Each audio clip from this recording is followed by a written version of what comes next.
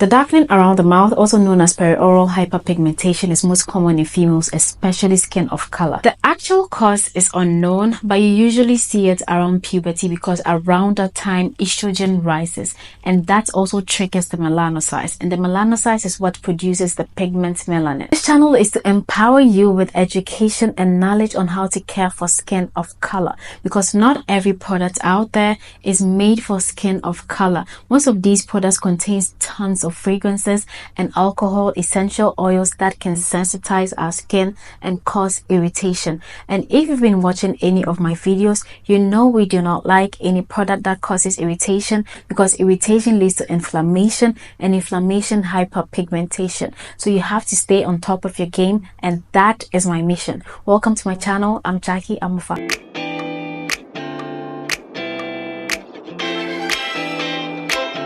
Other causes of hyperpigmentation around the mouth can be melasma on the upper lip area. So if you're someone who spends a lot of time in the sun without any sun protection measures, like wearing a wide brim hat or even avoiding the sun at peak hours or wearing sunscreen. There's also dermatitis, and dermatitis is basically inflammation of the skin.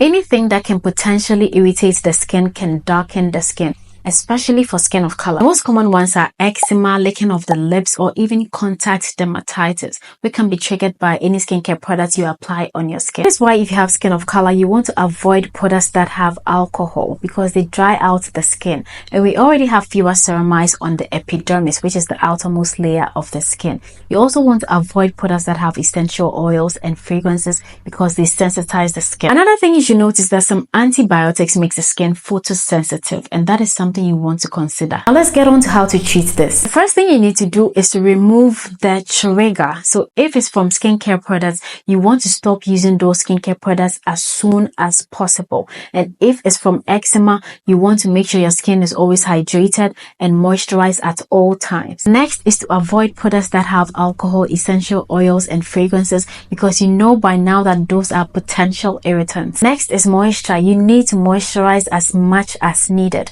ideally with a moisturizer that is rich in fatty acids. Applying a moisturizer will introduce water molecules into the outermost layer of the skin, which will create a healing environment for the skin. I'll put all the products that I recommend in the description box below. Wear sunscreen. This is not negotiable. You can't treat any form of pigmentation if you're not protecting your skin from the sun. Preferably a mineral sunscreen with zinc oxide, which is more ideal, especially if you are dealing with pigmentation. Like the Color Science Flex SPF 50, the Isden Broad Spectrum SPF 50, and also the Inzinkable SPF 50 sunblock. The Skin 1004 Water Fit Sun Serum is also a good sunscreen, but it's a chemical sunscreen. Ideally, if you have any sunscreen that works for you, just stick with it as long as it's not irritating your skin. Just use a sunscreen that you love and you like to use every single day, but don't forget to reapply, especially if you're going to be in the sun. Use tyrosinase inhibitors that are great for skin of color. The ones that I personally love are niacinamide,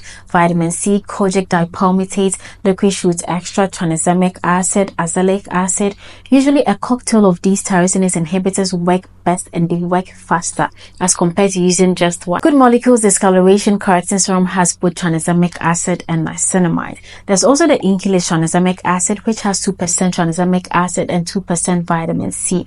If you're an SA, there's the Skin Functional Dark Mark Management, which has kojic acid, alpha-arbutin, niacinamide, and tranexamic acid. So as you can see, all these products have a cocktail of some tyrosinase inhibitors that are really good for skin of color. If you're very uncomfortable about the pigmentation, you can use color correctors, but you need to find a shade that works for your skin. You can also exfoliate your skin with an AHA like a lactic acid or a mandelic acid about twice a week, because they are more gentle.